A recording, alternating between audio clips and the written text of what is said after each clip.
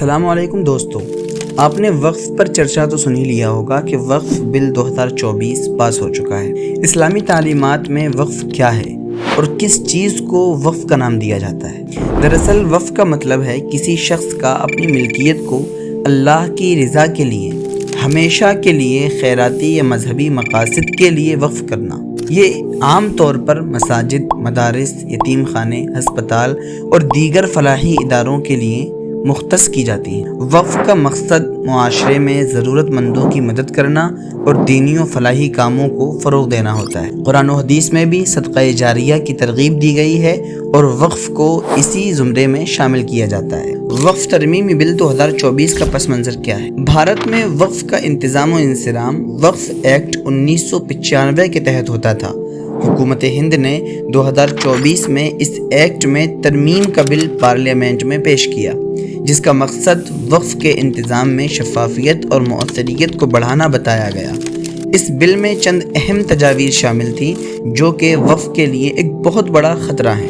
وقف کونسل اور بورڈ میں غیر مسلم اراکین کی شمولیت، یعنی بل میں تجویز دی گئی ہے کہ سینٹرل وقف کونسل اور ریاستی وقف بورڈ میں مسلمانوں کے ساتھ غیر مسلموں کی نمائندگی کو بھی یقینی بنایا جائے گا۔ وقف املاک کی رجسٹریشن اور ان کی معلومات کے لیے ایک مرکزی پورٹل اور ڈیٹا بیس قائم کرنے کی تجویز پیش کی گئی۔ کسی بھی جائیداد کو وقف کے طور پر رجسٹر کرنے سے پہلے متعلقہ افراد کو نوٹس دیا جائے اور رینیو قوانین کے مطابق عمل مکمل کرانا ضروری قرار دیا گیا۔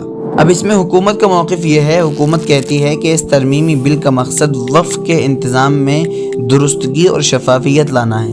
مرکزی وزیر کرن رجیجو نے پارلیمنٹ میں بل پیش کرتے ہوئے کہا کہ اس سے وقف پر غیر قانونی قبضوں کو روکا جا سکے گا اور ان کا بہتر انتظام ممکن ہوگا۔ اچھا، اپوزیشن پارٹی اور مسلم تنظیموں کا اس پر رد عمل ہے اور وہ کہتی ہیں کہ اس بل کی مخالفت میں اپوزیشن جماعتوں اور مسلم تنظیموں نے شدید رد عمل ظاہر کیا ہے۔ جیسے سب سے پہلا نام آتا ہے اسد الدین اویسی، MIM۔ انہوں نے بل کو آئین کے آرٹیکل 14، 15 اور 25 کی خلاف ورزی قرار دیا اور کہا کہ یہ مسلمانوں کے مذہبی معاملات سے چھیڑ چھاڑ ہے اور مذہبی معاملات میں مداخلت ہے۔ کانگریس رکن پارلیمنٹ کے سی وینو گوپال نے کہا کہ وقف بورڈ میں غیر مسلموں کی شمولیت مذہبی آزادی کے حقوق پر حملہ ہے اور یہ آئین کے خلاف ہے۔ سماجوادی پارٹی کے رکن پارلیمنٹ محب اللہ نے اس بل کو مذہبی معاملات میں مداخلت قرار دیا اور اس کی سخت مخالفت کی۔ مسلم تنظیمیں جیسے آل انڈیا مسلم پرسنل لا بورڈ، جماعت اسلامی ہند اور جمعیت علماء ہند نے مشترکہ طور پر اس بل کی مخالفت کی اور اسے وقف پر قبضے کی کوشش قرار دیا۔ ان تنظیموں کا موقف ہے کہ وقف مسلمانوں کی مذہبی ملکیت ہے اور ان کے انتظام میں غیر مسلموں کا شامل ہونا یا حکومتی مداخلت ناقابل قبول ہے۔ انہوں نے خدشہ ظاہر کیا ہے کہ اس بل کے ذریعے حکومت وقف پر کنٹرول حاصل کرنا چاہتی ہے، جو کہ مسلمانوں کے مذہبی حقوق کی خلاف ورزی ہے۔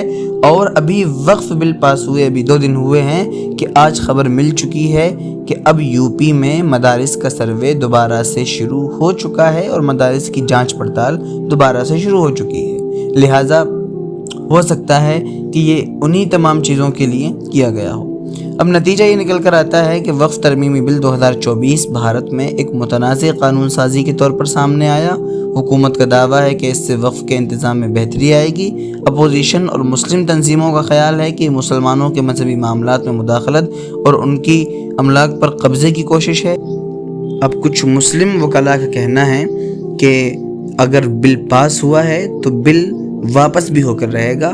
اب دیکھتے ہیں کیا ہوتا ہے۔ اللہ تبارک و تعالی مساجد، مدارس اور خانقاہوں کی اور وقف کی حفاظت فرمائے۔ السلام علیکم ورحمۃ اللہ وبرکاتہ۔